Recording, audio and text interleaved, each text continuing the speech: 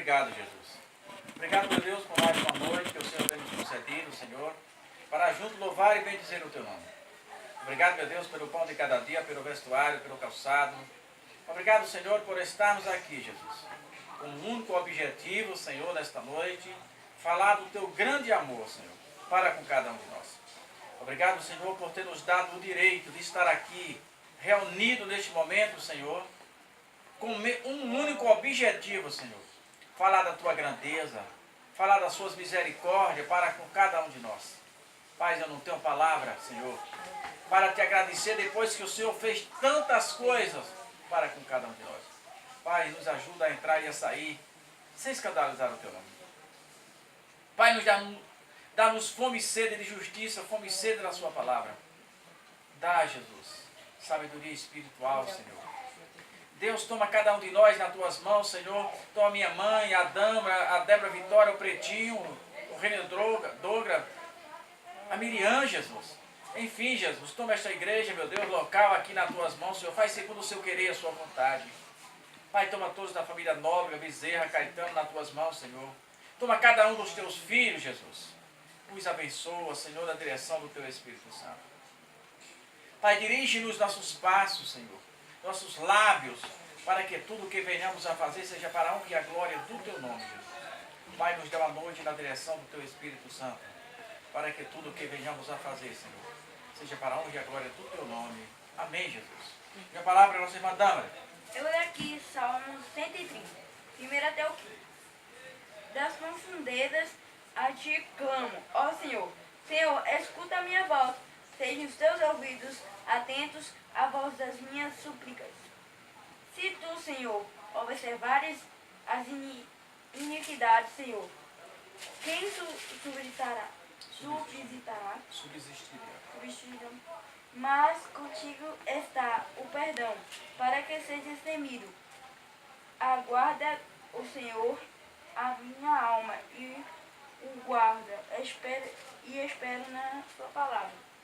Então, é uma das coisas que Davi nos chama a atenção. Precisamos, irmãos, estar atentos.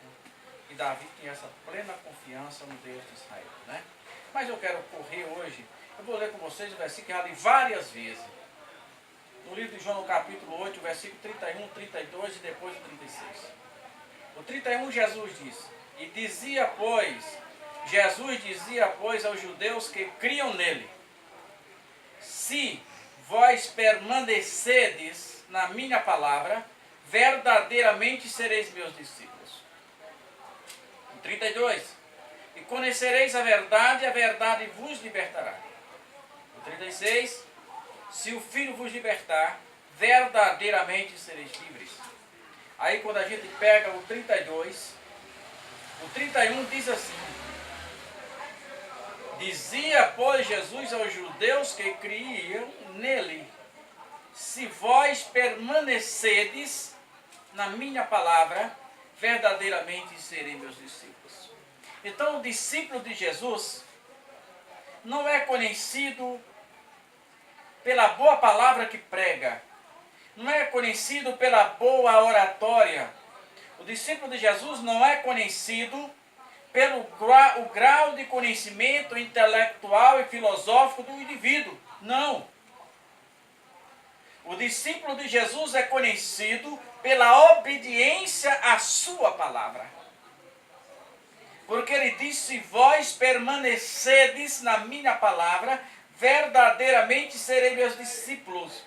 Porque os discípulos sempre acompanham os seus mestres. E Ele fala assim: pois se o Filho vos conhecer, ou se o Filho conhecereis a verdade vos libertará. Que verdade é essa? A verdade é a palavra de Deus sem retoque.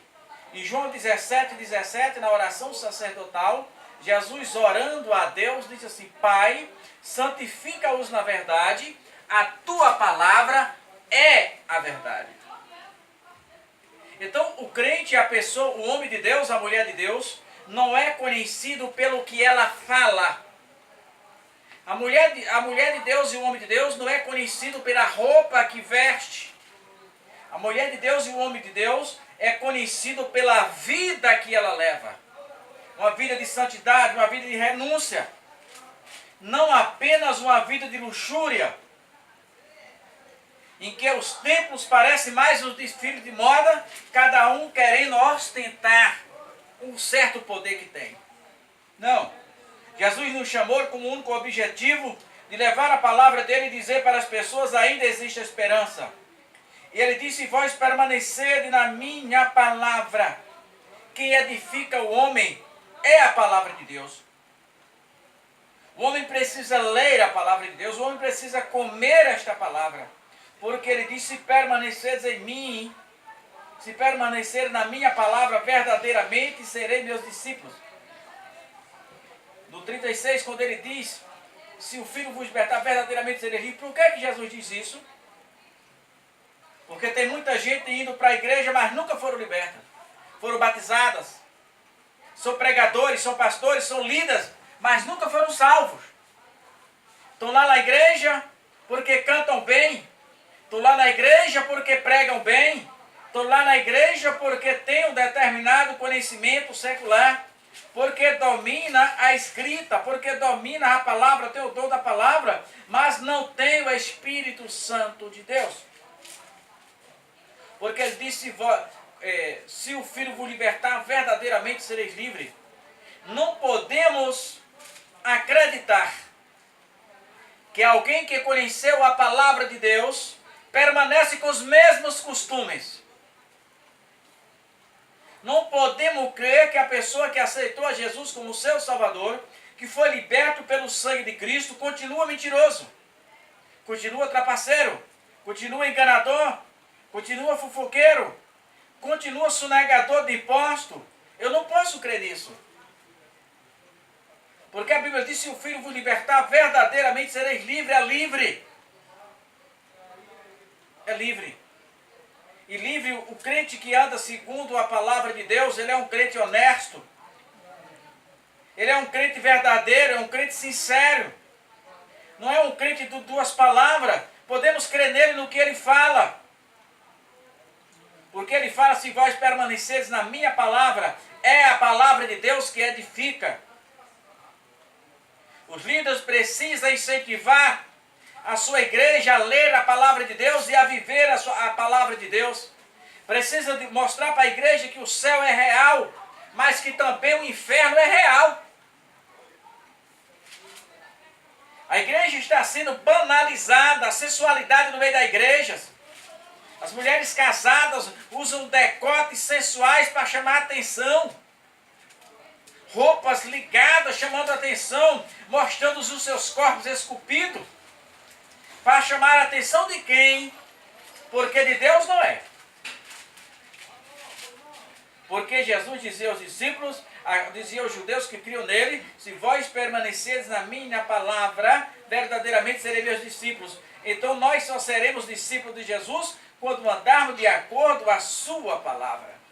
É a palavra de Deus quem determina o que seremos. Porque um dia estaremos frente a frente com o Senhor. E qual a desculpa que nós teremos? Lá no livro de João, o mesmo João aqui no capítulo 15. Mesmo João no capítulo 15, e o versículo é o 7. Ele diz a mesma coisa, o 15 e o 7 de João. Se vós estiveres em mim, observe se ele repete a mesma coisa. E as minhas palavras estiveres em vós, pedirei tudo o que quiseres e será feito. Agora ele disse: as minhas palavras. Não é o crente que diz que tem Jesus, a palavra dele precisa estar condizente com aquilo que ele vive. Porque ele disse que não só é dizer que tem Jesus, ele disse: se vós estiveres em mim e as minhas palavras em vós.